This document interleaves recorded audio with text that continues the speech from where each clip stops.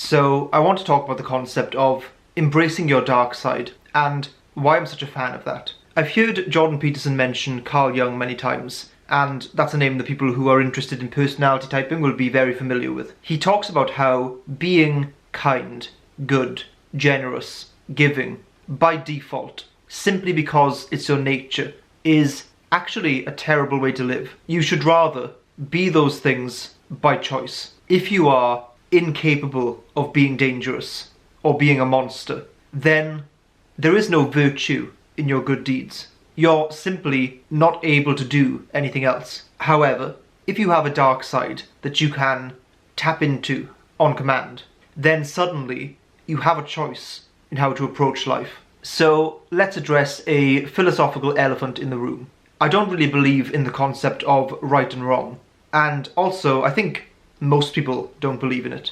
By which I mean, I don't think those concepts exist independently from us. They're just opinions, borne out by the fact that they vary over time and between cultures. Here's a one-line summary of my approach to life. I believe in acting upon your curiosities and desires. The gut reaction that some people will have to that is, if we all just did that, then society would fall apart in the absence of these guiding moral principles. I'm pretty sure that wouldn't happen. And more to the point, I think that people already live the way that I've just mentioned.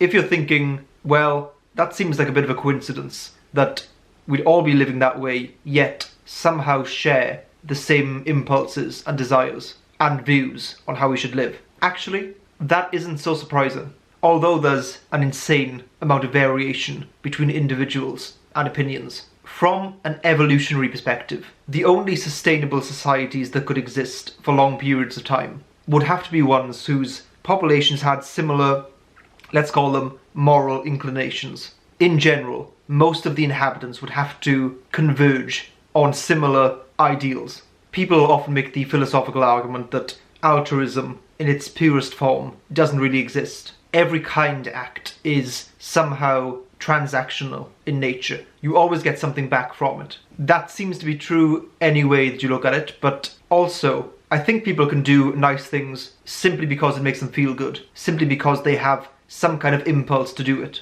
and they just act upon it. On the flip side, I believe people have similar impulses to do bad things and unpleasant things, and it seems fairly obvious that they come from the same place, wherever that is. They are just desires that come to us from somewhere. Some we act upon, some we don't, for a very wide variety of reasons. Embracing your dark side involves either acting upon or simply being more open to analysing the so-called negative impulses. And there is a good reason to do this. Every negative trait that you have can be altered in some way and can be put to good use, whether that's for yourself or the people you care about. At the same time, every good trait that you have, whether that's being overly generous and giving, will have some kind of drawback to it that you want to mitigate. Some people treat their brain as a safe space, somewhere that they don't want anything negative or potentially disruptive to enter.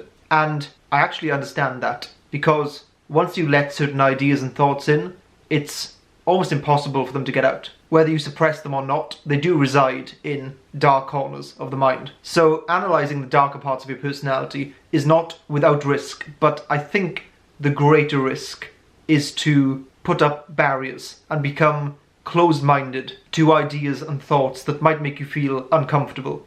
Competitiveness.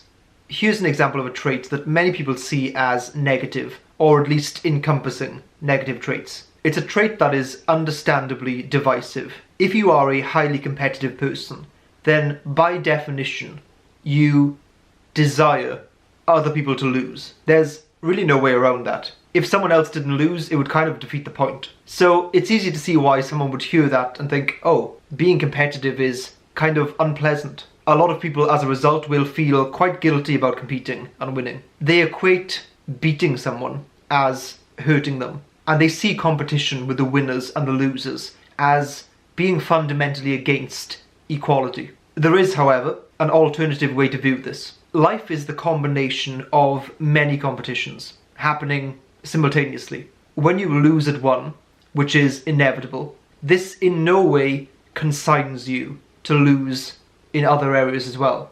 Incidentally, if you are someone that never feels like they lose, then that could be a sign that you're not taking on challenges that are commensurate to your abilities. Losing, in tandem with the right mindset, is learning. When you enter a competitive situation and you bring your best, to me, that is like a compliment to your opponents and competitors. You are saying to them that they are worthy of you needing to be at your best, which is a compliment to begin with. But also, you're saying that if they beat you, they are beating you at their best and deserve whatever glory comes with that. In that sense, a trait that can often encompass extreme aggressiveness or the desire to destroy or be ruthless, with a bit of effort and reframing, can be turned into something that's more positive and ultimately, I think, more powerful. I read an article that I think was referencing a book which used this question to help you start to identify what you think your darker traits would be. Imagine a newspaper article was written about you. What 5 things do you hope the reporter would not say about you? What would cause you a sense of shame or guilt or fear? Although those things will not match up exactly with your darker personality traits, it can be a good gateway to start thinking about them. If you stare at your dark traits for long enough, you will start to realize that they are not really dark at all. Instead, they are kind of neutral, and it's simply the context, what they are used in service of, that defines whether they are dark or light. Every time I watch a Star Wars film, I always think, if the Jedi were just a little bit more angry and aggressive, they'd probably do much better against the Sith. They're too all in on the light side of the Force. I mean, anything that allows you to shoot electricity out of your fingertips must have some wisdom to it.